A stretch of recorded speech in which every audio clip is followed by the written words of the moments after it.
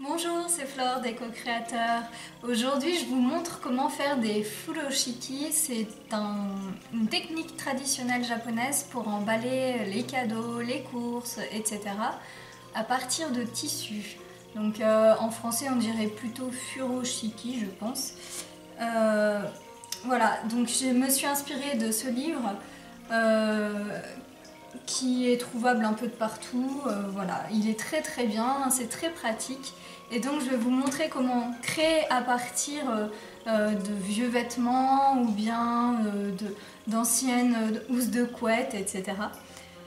Voilà, donc que du recyclage encore une fois pour ne pas utiliser après des sacs et sacs plastiques qui sont malheureusement très polluants. Voilà. Il vous faut une paire de ciseaux, des aiguilles, enfin une, du fil blanc par exemple, ça dépendra de votre tissu, 1 mètre et du tissu récup assez grand pour faire un carré de 70 par 70. Utilisez, mesurez en fait pour avoir bien évidemment 70 par 70 au niveau du tissu. Donc voilà, utilisez 1 mètre, une règle assez grande, ce que vous avez sous la main.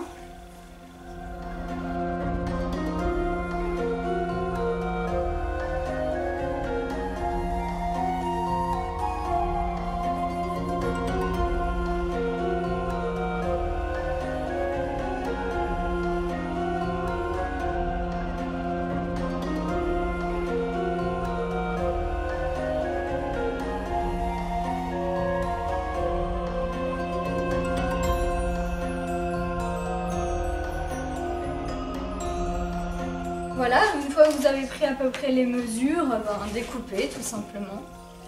Donc moi j'ai choisi de découper 2 tissus en même temps, comme ça je les fais en même temps et ce sera plus rapide. Comme ça je pourrai en avoir 2 d'un coup. Donc pour le tissu il faut vraiment des ciseaux qui coupent très bien, parce que sinon vous allez galérer à mort. Et si possible des gros ciseaux, comme ça vous découpez plus d'un coup.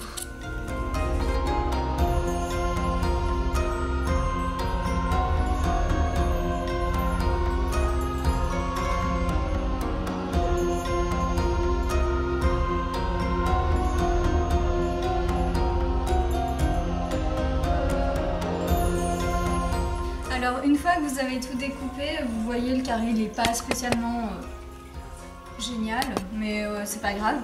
Vous allez sur les bords en fait, vous allez refaire le petit tourné, donc 2 fois comme ça. Hop. Et là vous voyez ça sera à peu près cette taille là pour chaque bord. Et à chaque petit tourné, vous allez prendre une épingle et vous allez le mettre sur le bord. Pas ici mais là, pour pouvoir coudre de ce côté là et que ça se tienne mieux. Vous pouvez très bien ne pas faire d'ourlet, c'est pas un problème. Prenez plutôt des ciseaux qui font des petites dents, c'est plus joli. Alors pour enfiler le fil dans l'aiguille, si vous faites comme ça c'est un peu difficile. Alors pour ma part je le mouille avec ma salive et je tire bien pour que ce soit un peu rigide. Et donc après, ça rentre tout seul. Voilà.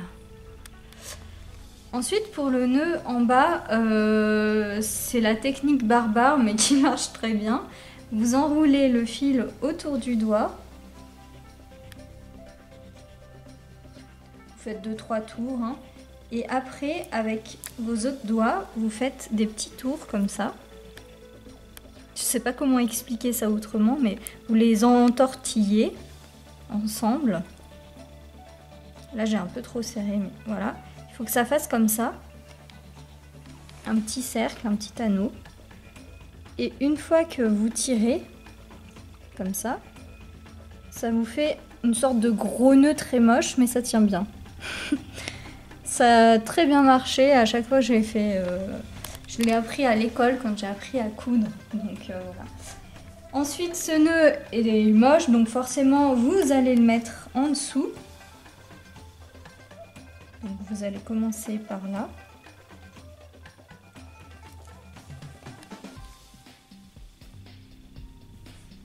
Et vous allez bien le cacher. Alors je sais que c'est pas vraiment la meilleure technique de couture, mais bon, pour débutants et pour les feignants comme moi, c'est très pratique. Alors je ne sais même pas comment il s'appelle ce point, mais pour le point normal, on va dire pour coudre, vous cousez en dessous et puis après vous revenez en arrière une fois. Vous prenez tout le tissu, vous plantez l'aiguille comme ça. Ensuite, vous revenez avec votre aiguille un peu plus loin.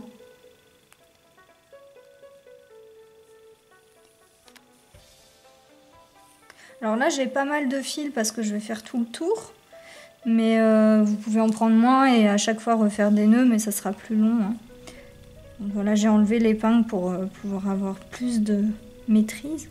Donc vous revenez en arrière. En fait, j'ai pris du fil blanc pour pas que ça se voit, mais justement, vous ne devez pas voir grand-chose. J'espère que vous voyez bien.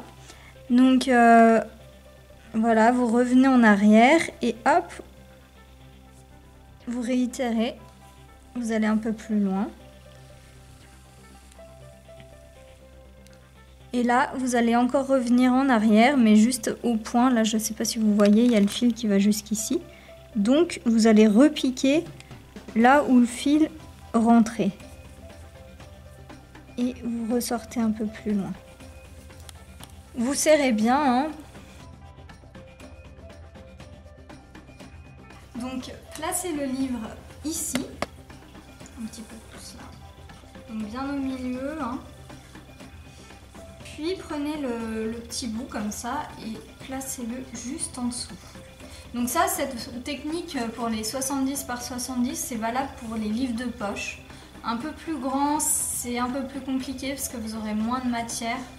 Donc voilà, je vous conseille de prendre juste des livres de poche pour ça. Sinon, vous prenez du 120 par 120, je pense, au niveau du furoshiki.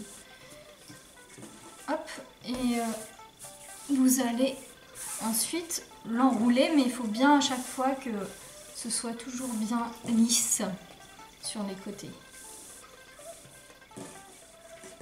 Bien tiré.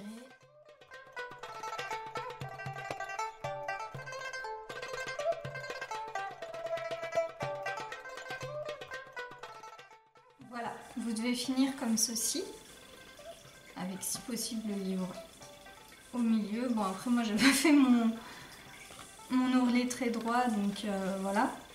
Ensuite, vous allez prendre les deux côtés comme ceci. Donc vous avez bien le livre au milieu ici. Vous allez prendre les deux côtés. Vous allez les lever. Les croiser. Comme ceci. Puis bien tirer comme ça. Hein. Alors attendez, là j'ai un petit problème. Il faut que ce soit bien sur les bords.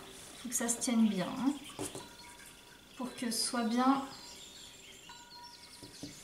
carré et joli en fait. C'est très important, les Japonais ils aiment bien la perfection, chose que moi j'ai un peu plus de mal, mais voilà. Vu que c'est une technique japonaise, il faut essayer de faire au mieux. Non pas que j'aime pas la perfection, c'est que j'ai un peu du mal. Voilà. Ensuite, pardon. Ensuite vous retournez votre livre une fois que vous avez fait comme ça. Puis avec les deux petits bouts là, vous allez faire un nœud plat. Donc il faut bien que ce soit bien serré. Alors le nœud plat, il faut passer en fait, c'est toujours le brin gauche qui fait le nœud. Donc, vous voyez là, je croise, puis le brin gauche passe en dessous. Hop. Je croise, puis le brin gauche passe en dessous. Et donc là, ça va vous faire votre nœud plat. Voilà. Donc, ça emballe très bien en fait. Voilà. Et je trouve que c'est un emballage plutôt original et on peut le récupérer pour en faire un autre, etc. Les Japonais les utilisent pour faire leurs courses, pour par exemple emballer un melon.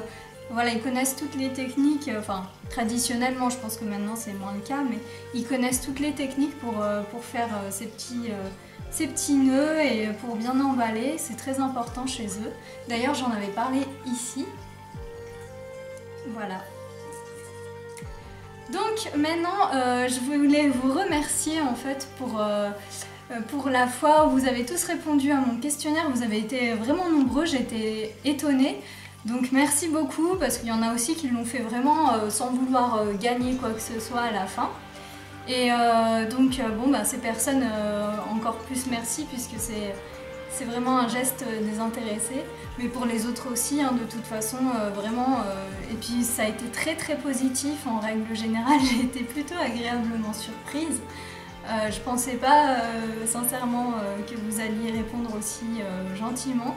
Je vous avais demandé d'être sincère, donc je pense que vous l'avez été. Et donc voilà, donc je vais continuer cette année, il y aura plein de surprises. Je vous ferai certainement un débriefing d'ici quelques temps sur les réponses qui ont été faites. Voilà, en tout cas, je voulais vous faire gagner un petit truc. Donc du coup, en fait, moi j'ai 2 fois en fait ce livre sur les furoshiki. Et donc j'en ai emballé un que je vais vous envoyer. Donc j'espère que ça fera plaisir à la personne qui a gagné. Je vais tout de suite faire le tirage au sort via random.org. Et comme ça, vous verrez qui a gagné. Donc félicitations à cette personne-là. Je ne connais pas encore le nom. Elle va s'afficher, je pense. Voilà.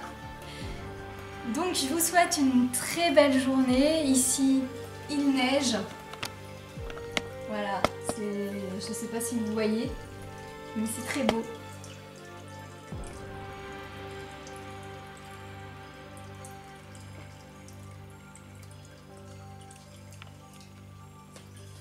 À bientôt, merci. J'avais oublié de vous dire, en fait, le livre c'est Furoshiki de Jennifer Playford. Je ne sais pas auxquelles éditions c'est, La plage.